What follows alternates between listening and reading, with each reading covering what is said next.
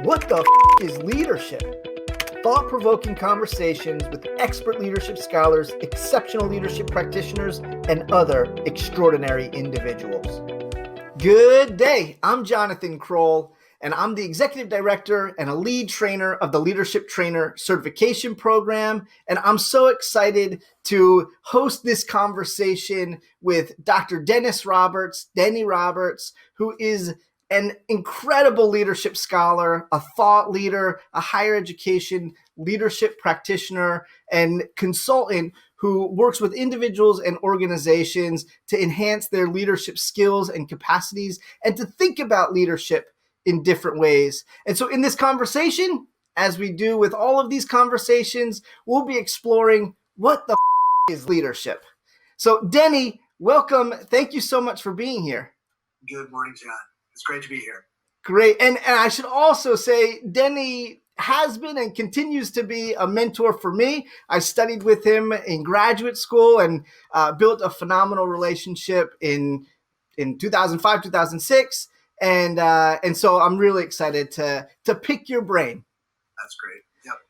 So as we start these conversations, I want to ask you, Denny, what is leadership? Right. Yeah. Well, just posing the question that way is, a little on the provocative side. And what's really interesting is that, this is a really difficult thing to address because for me, and I've literally been studying leadership since 1976. I can chart it back to that date. So that's a long time. And part of the problem is that our views of leadership have changed over time. And particularly even the idea of how do you cultivate leadership is a process in itself. So you, in essence, have a moving target, So if you got a moving target, then how can you really define it in a way that allows you to have a good conversation with other people and to actually have an influence in terms of then how do we actually build that potential within ourselves and others. And so a number of years ago, actually in 2007, I just kind of really broke down to very, very basic kinds of ideas because I kept getting tripped up with all of these complex definitions of leadership that are sometimes, they're helpful, but they also throw up some stumbling blocks for us because people then end up nitpicking on specific words. They say, well, you left out this concept or you didn't do that. And,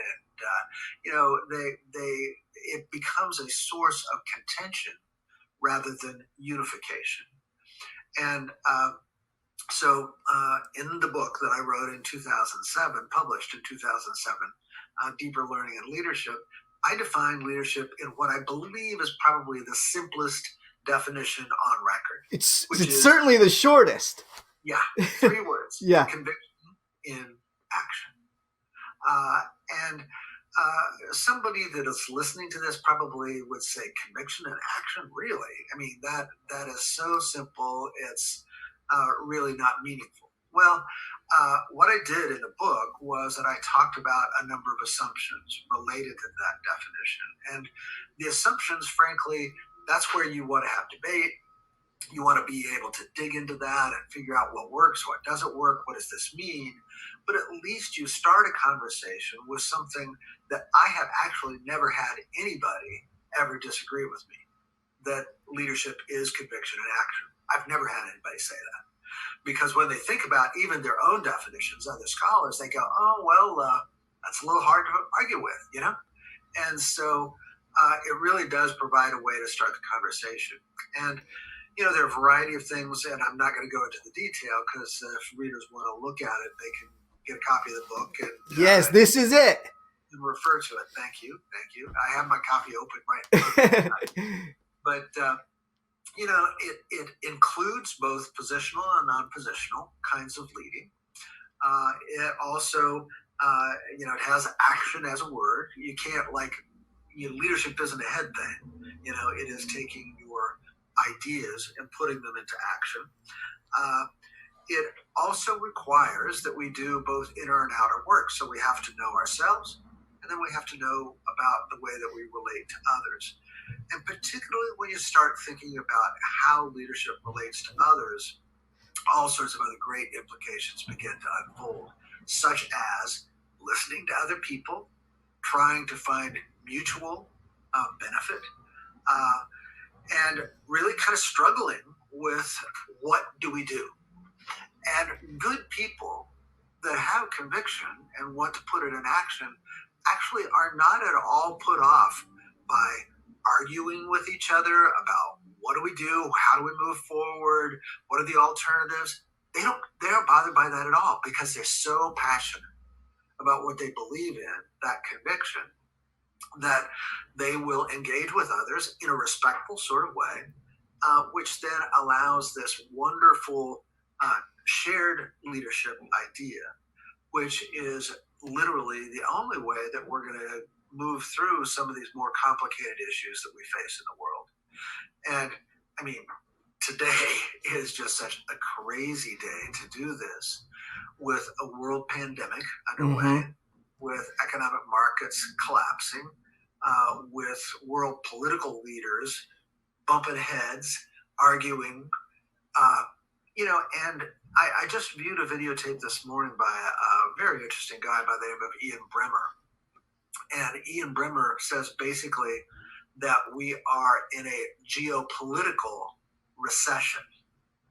Regardless of what's happening to the economy, we have a geopolitical recession, which is people moving away from each other, and more populism, more nationalism, more self-interest.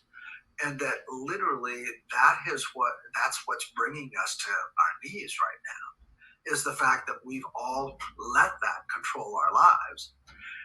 And the thing that conviction and action provides as a possibility, and Bremer actually predicts, is that this worldwide pandemic, the economic impact of it, is going to bring us back to a realization we can't go alone. We've got to do it with others.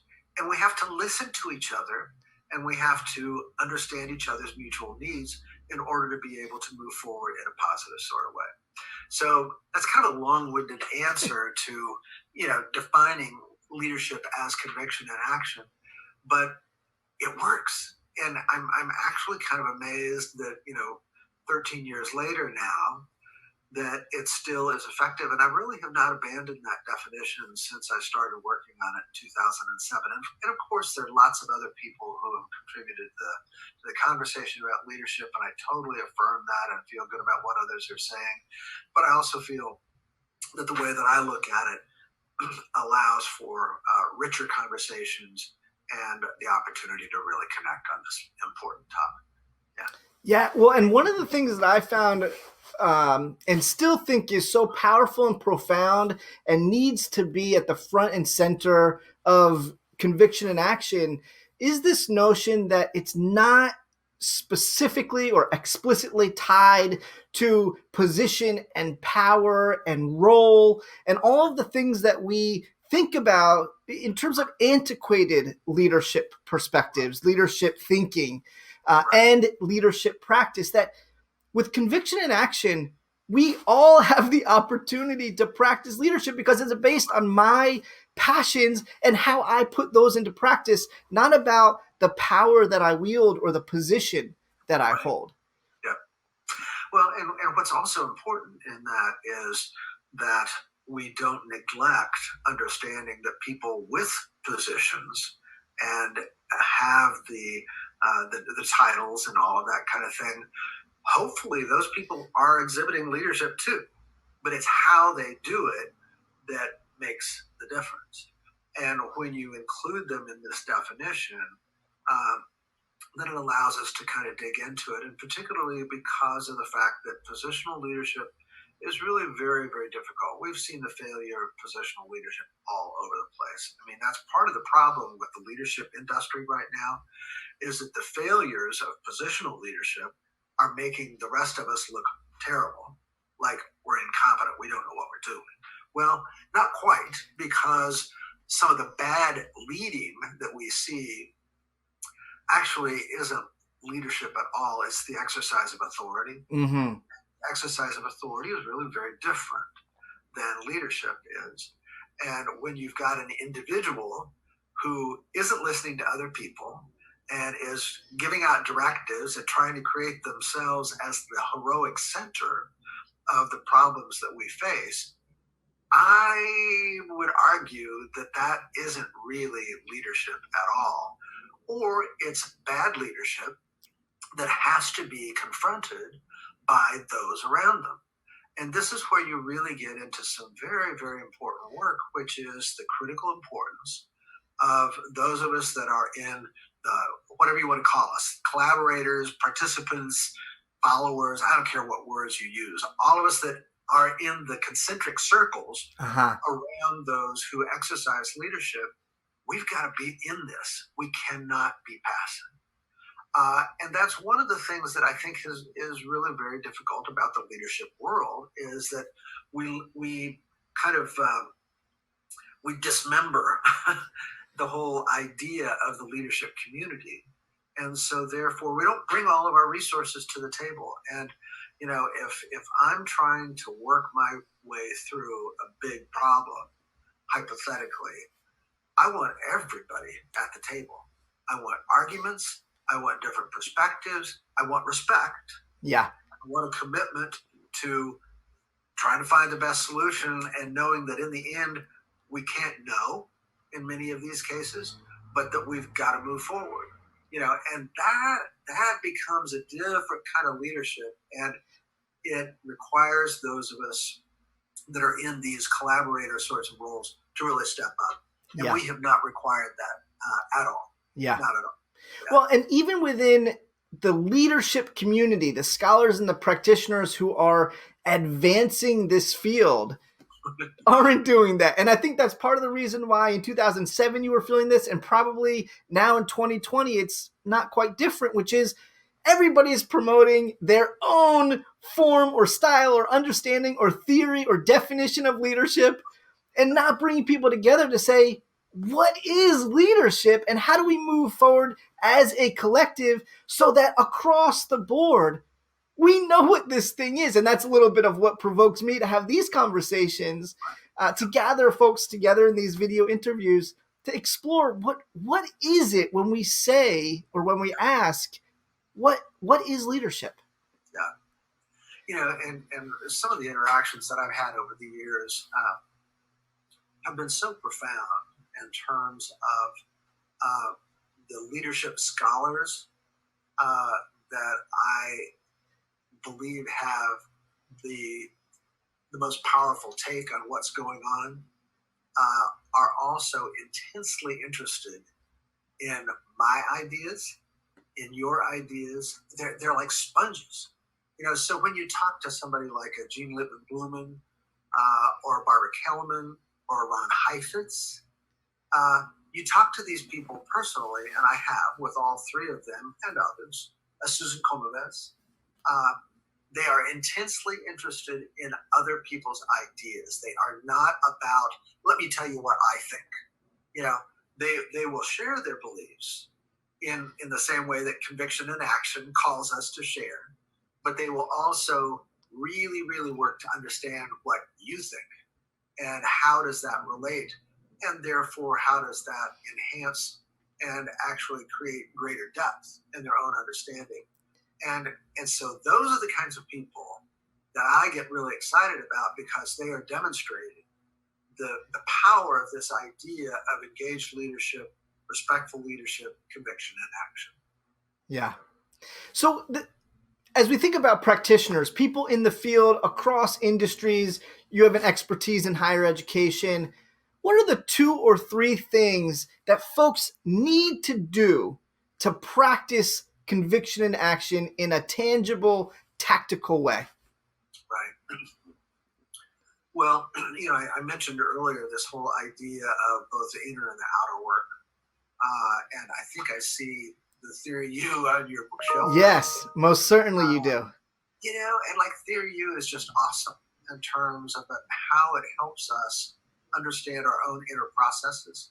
And what I've understood about leadership and about my own convictions in life, or coming to a point of presence or authenticity in who I am, is that I've understood that it's a something that deepens throughout life. I had kind of superficial ideas about what was important in life when I was younger. And I was, wild and woolly and ready to go. And I did my best. But, looking back, I realized that the depth was not as great as I would have liked for it to have been. Could I have done things to probably cultivate that more? Probably yes.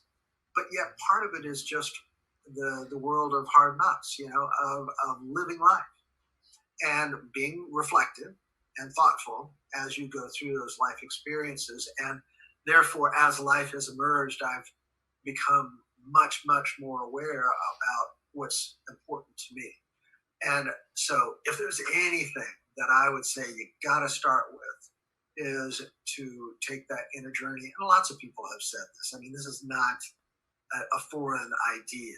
I mean, Greenleaf, with Yes. servant leadership Yeah. is a primary place that occurs. Social change model starts with, that internal work that then moves outward. I mean, there's all sorts of examples where that whole idea of the inner work is beautifully demonstrated. Ron Heifetz, actually, I've seen Heifetz just do some amazing things in a public lecture. And one of the ones one time was that literally he was doing his regular shtick, and he's very, very entertaining as a speaker. But then somebody in the audience got pretty riled up about what Ron was saying, and so wanted to challenge him. And so rather than Ron taking the bait of getting into basically the argument with this guy, it was a guy, Ron just said, was really very, very interesting. So he's doing an observation. He said, it's really very, very interesting to me that you are, that it's so important to you to contradict and to challenge. What is it that's going on for you that's causing you to feel that way? And it's like, yeah, like the room just blew up in terms of, wow, just turning it on the person. And the person was dumbfounded, as you might expect, to have it turned on them. And it reinforced the fact that even somebody that's trying to talk about the inner work of leadership, they have to actively do the inner work. Ron had to resist taking the bait, number one. Yes. And then he had to see what was happening in the other person's life in order to be able to say, what is it that's causing you to feel so adamant about this? What is it that I triggered? So it's a wonderful example, and that inner work is absolutely important. So that was one of the things you asked for too. Well, and I'll just pause you there and say a couple things. One is Heifetz has a very, very, very famous provocative class at Harvard Kennedy School. And if I'm not mistaken, he was trained as a psychiatrist before getting into the leadership work. And so his professional background and sort of disposition leads one towards self-discovery. I also want to say one of the most powerful sort of written statements, language around self-discovery that I've read goes that those of us who are seeking to be inspirited by the call to make a difference in the world have no choice but to take on the practice of self-discovery, which is those are your words. I couldn't tell you the page number, but I have them actually right here in a frame because I just find that those words are so very powerful for me that if we really care to make a difference, to do good work in the world, it's got to start from within ourselves. That just doing that outer stuff is not going to be as impactful unless we cultivate some work within ourselves first. Absolutely, yeah.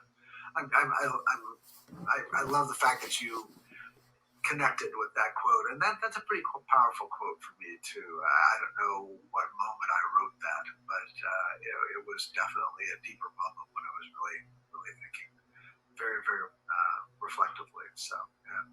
So if we start with this self-discovery and inner work, let's then flip it to, what does this outer work look like? How do we engage in a tangible, tactical way of doing this outer work that has this resonance and connection to the deepest part of ourselves? Well, it starts by being comfortable with declaring, our convictions. So sharing that in a very active sort of way, but particularly in a way that invites people to come in, because you don't want conviction to close people out and to make them think that you're so dedicated to your own idea that you will not be responsive to theirs. So the way that we begin to interact with other people is one that has to be pretty carefully thought through, because you've got lots of cultural differences, you have age differences. If you're talking about different kinds of cultures, you've got different kinds of views of authority and of, just age. Like old people, in many cultures are revered, and you listen to them whether you agree with them or not, which may or may not be all that great an idea. But the fact of it is, what's really necessary there is that the active leadership has to really look deeply into that other person and to listen carefully to what they are saying as best you can, and to ask lots and lots of questions. And and you can do this, I think, both in individual interaction and in group interaction, which I think is important in leadership to understand. Sometimes there are the one-to-one interactions that are obviously very powerful, but when you're in a group, who are you when you step up in front of that group? Are you real? Are you authentic? Are you a person that demonstrates your respect for other people? And that's one of the things that I'm just amazed by sometimes, is that when, quote, leaders step on stage, they become so, in my estimation, it becomes so obvious that they're not in tune with themselves. Yeah. And that they're not really interested and empathic towards other people. And what I think is fascinating is that those of us then that are the conspirators with those kind of people, we need to tell them, look, you don't look authentic. This isn't you. Who are you? And that is, again, that role. And then if you're a person who basically people are saying, nah, I'm not sure that you're coming across very authentically, then you go back to your inner work. Why is it that I am not coming across as an authentic, dedicated, convicted person of leadership? Yeah. And you get the kind of the going back and forth, but it's just absolutely essential that interaction be authentic. Yeah. And you're on much better ground if you're operating out of conviction and some degree of authenticity about what you believe in, and not being bashful about that, but then engage in ways that really demonstrate, the depth of your conviction and your desire to hear other people's perspectives. Yeah. Yeah, well, and you talk about in the book this oscillation between the two, that we're in constant conversation and dialogue with ourselves and with the world, and with ourselves and with the world, that it becomes this cyclical process that's so very important. Yeah. And I wonder sometimes there, and I've never really written about this or thought too deeply about it, even though and I think I haven't done that because it's so much a part of who I am. But I think most of us as human beings need a way to symbolize our life experience. If you're just trying to reflect on the reality that you experience every day, I think you miss some things.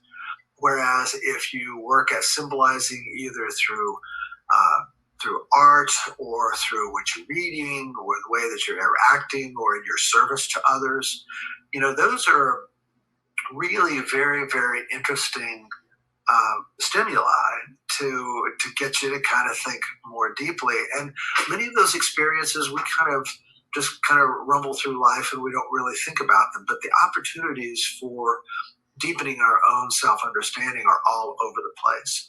And I think that most of us need some kind of a symbolized experience in order to be able to explore that. And my symbolized experience is usually music, even Yes. though I do find other ways to do it. And I don't know, what's your symbolizing experience? What symbolizes kind of the essence of life for you and teaches you lessons outside of your reading about leadership? What is that? I find two things.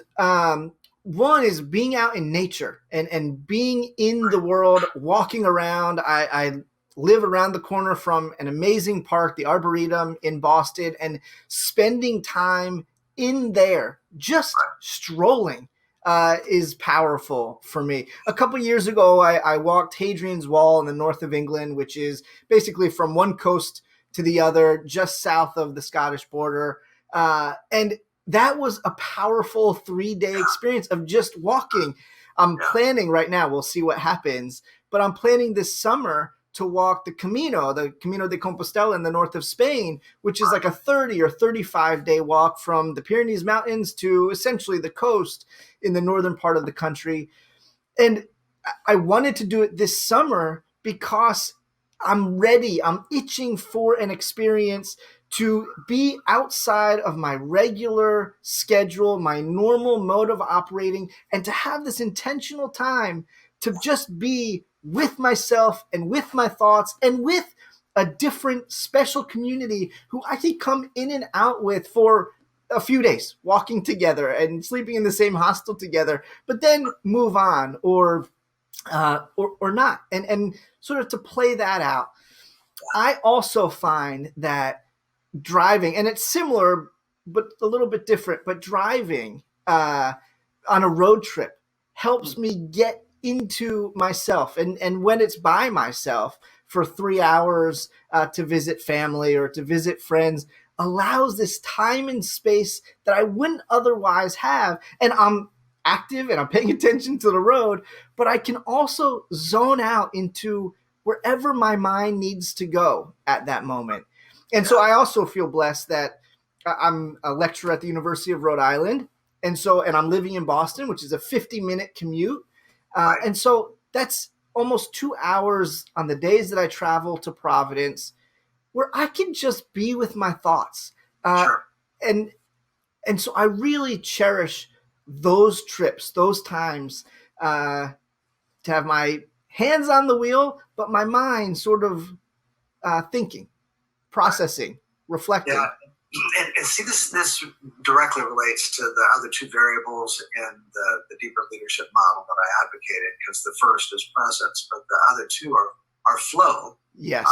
And then the resilience that comes from changes of pace and different kinds of exposure. And it is quite often, something that is taking you out of your comfort zone, something that's very, very new and different to you, that will stimulate an insight that you would never have come to otherwise. And that's the oscillation of life that allows us to then connect with something that's totally new. But if you don't have that oscillation through some kind of a stimulus, then you just don't have the opportunity to really come up with, I think, cutting edge insights. And sometimes our lives just get so busy that we don't allow for that kind of time. And it's really sad because, people who can have brilliant insights and really offer great contributions don't even ever get there because of the fact that they're busy all the time. They just don't do it. So, and I think that as unfortunate as this time is of social isolation with novel coronavirus now, I think we're really at an opportunity, a precipice for an explosion of artistic and creative experiences for folks, for new ways of thinking and being in the world that just would not have otherwise happened because of all of this alone time that we have now, of thinking time. Have you noticed how often music is a part of that? Yeah. I mean, you've seen these crazy videos of the Italians singing to each other. Yeah. I saw one this morning of two kids that were worried about their 81-year-old neighbor, And so they took the cellos over and sat on her porch out in front of her house and played a cello duet. And it was something that was just absolutely beautiful. And were they playing very well? Well, not really. They weren't very good. But it doesn't matter. Yeah. It doesn't matter at all. Yeah. No matter how the music comes out, no matter what style it is, what culture it's based on, it's a way of connecting. Yeah. And it doesn't have to be about music. It's just that's one of the easiest ways for me to get there. But you see a lot of music in this coronavirus isolation period. Yeah. Well, and both with coronavirus and also this notion of conviction and action it's an opportunity for us to express our humanity towards others. And that's what I think is part of the brilliance of your message in the book, Deeper Learning in Leadership, and just your notion of leadership is it allows for us to deeply dive into who we are, to be ourselves, and to show that to the world, which is really, really important, especially now. Well, thank you so much. And I want to provide any last statement or thoughts or reflections that you want to share before we close. Well, I just think that this is just an incredibly interesting time right now. And I think we're in the midst of some paradigm shifts, as you're suggesting, in terms of the way that we relate, in terms of the way that we see our own life connected with that of others. I mean, there's just so many different kinds of implications here. And, I think rather than being frightened of that, we need to engage it. And as human beings, we have the ability to engage. And I see lots of evidence that people are resilient and they are ingenious in the way that they're responding to the current times. And it's actually just a wonderful opportunity right now to just really dig into this stuff. And, this will pass. I don't know how quickly it will pass. I think it may be with us for a while, in fact. But people are going to be reflecting and writing on this period of time for many years to come. Yes. And so maybe at least our little conversation today, maybe that'll be a part of that whole reconsideration of what are we doing. So I appreciate the opportunity to be a part of it. Thank you, Don. Yeah, well, Denny, thank you so much for being a part of this conversation and sharing your wisdom and insight on what the ship. So thank you so very, very, very much. Yeah. Have a great day. You too, Denny. Being involved. Thanks. Thanks for joining this conversation on what the leadership is. If you enjoyed it, please subscribe to this channel and don't forget to check out leadershiptrainer.org for all of your leadership training, programming, and resources.